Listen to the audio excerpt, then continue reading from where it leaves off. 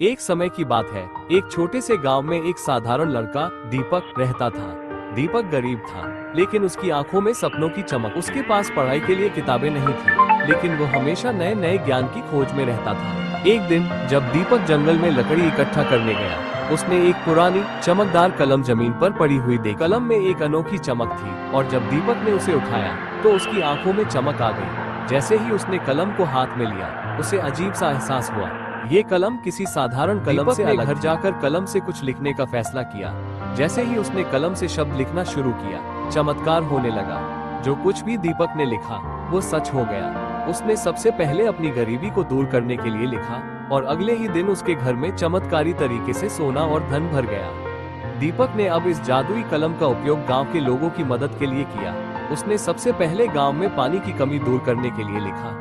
इसके बाद उसने गांव के सभी बच्चों को शिक्षा देने के लिए स्कूल बनाने का विचार किया। जैसे जैसे समय बीतता गया, गांव तरक्की करने लगा और लोगों की जिंदगी में खुशियां लौट आई। लेकिन दीपक की एक आदत थी कि वह कभी भी अपनी कलम से किसी को नुकसान पहुंचाने या किसी बुरी चीज के लिए नहीं लिखता था। उसने अपने आप को हमेशा अच्छाई और भलाई के कार्यों में ही व्यस्त रखा। एक दिन दीपक ने सोचा कि उसकी यह जादुई कलम किसी बड़े काम के लिए इस्तेमाल हो सकती है।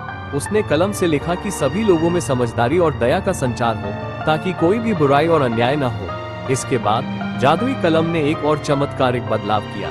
गांव के लोगों में आपसी सहयोग और प्यार बढ़ गया। सभी लोग एक दूसरे की मदद करने लगे और कोई भी दुख और परेशानी का सामना नहीं कर रहा था। समय के साथ दीपक ने महसूस किया कि जादुई कलम की असली ताकत सिर्फ चमत्कारी चीजों को संभव बनाना नहीं, बल्कि लोगों की सोच और उनके दिलों में परिवर्तन लाना है। दीपक ने कलम को गांव के मंदिर में रख दिया और सभी से कहा कि इस कलम की शक्ति का सही इस्तेमाल अच्छाई और मानवता के लिए होना चाहिए। दीपक के कार्यों ने ये सिखाया कि जादुई चीजें केवल बाहरी बदलाव लाने के लिए नहीं होती, बल्कि उनका असली मूल्य तब होता है जब वे हमारे दिलों और सोच को बदलती है। और इस तरह दीपक की कहानी ने सबको ये समझाया कि सच्ची जादू की ताकत अच्छाई, दया और मानवता में होती है।